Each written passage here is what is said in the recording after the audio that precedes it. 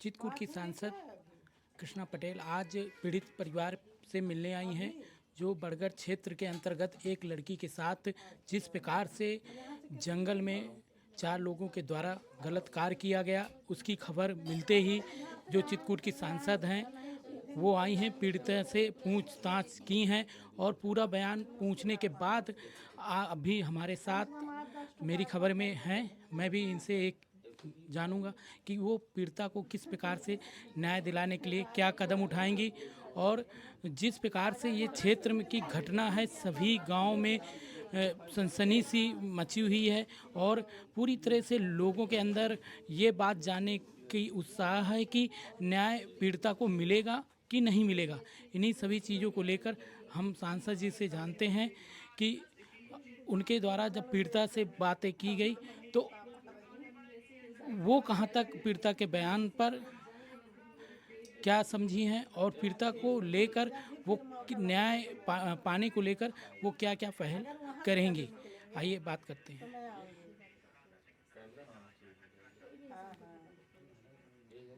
अगर उधर से आएंगे तो हो लूँगी, अगर इधर से निकलेंगे तो फिर ना आ पाऊँगी। क्योंकि उधर भी है इधर भी है, दोनों तरफ है ना।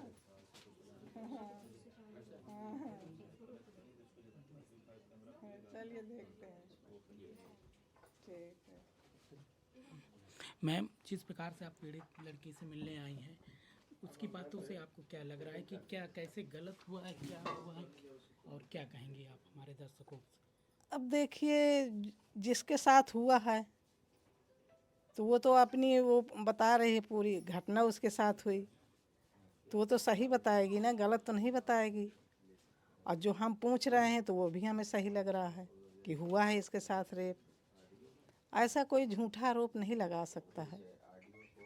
जब कोई महिला के ऊपर कोई घटना होती है तो स्वाभाविक है, महिला तो बताएगी ही कि मेरे साथ क्या क्या हुआ है। अब लोगों को कहने में और बताने में बहुत अंतर है। जिसके साथ हुआ है वो बता सकती है, महिला ही समझ सकती है, कोई नहीं समझ सकता है। जैसे प्रशासन के द्वारा कहा जा रहा है कि एक ही थे, सिर्फ एक व्यक्ति था और बिटिया का कहना है मैं कैसे मान लूं कि एक था, मेरे साथ गलत हुआ है ना। ये लोग तो कुछ भी कहेंगे कि एक था, लेकिन जिसके साथ हुआ है वो तो बता रही है कि मेरे साथ 4 थे। हैं तो लोगों के कहने में उसके नहीं, बताने में। प्रशासन के द्वारा कहा जा रहा है क्योंकि प्रशासन के द्वारा यहाँ प्रशासन तक वो देखने गया है क्या? प्रशासन ने बिटिया की बात ना सुन के उसकी अपराधी की बात सुन के एक व्यक्ति को अपराधी की जेल बात क्यों मान रहे हैं? वो जो बच्ची थी उसके साथ 4 लोग थे, प्रशासन न देखने गया है और वो झूठा आरोप लगा रहा है कि मैं अकेले था। अकेले नहीं था। अकेले वो अगर अकेले होता वो तो वो अकेले लड़के निकल आती और उसको ज़रूर कुछ में कुछ घात पहुंचाती, ये भी मारती पीटती। 4 लोग थे, दबाए थे, तभी वो कुछ नहीं कर पाई है।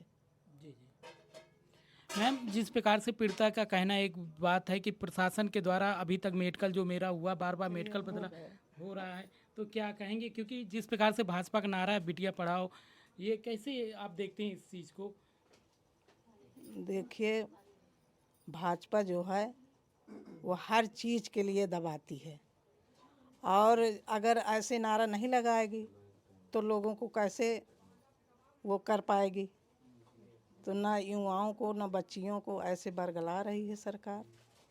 तो अब जनता जाग चुकी है, इनके बहकावे में नहीं आएगी जनता।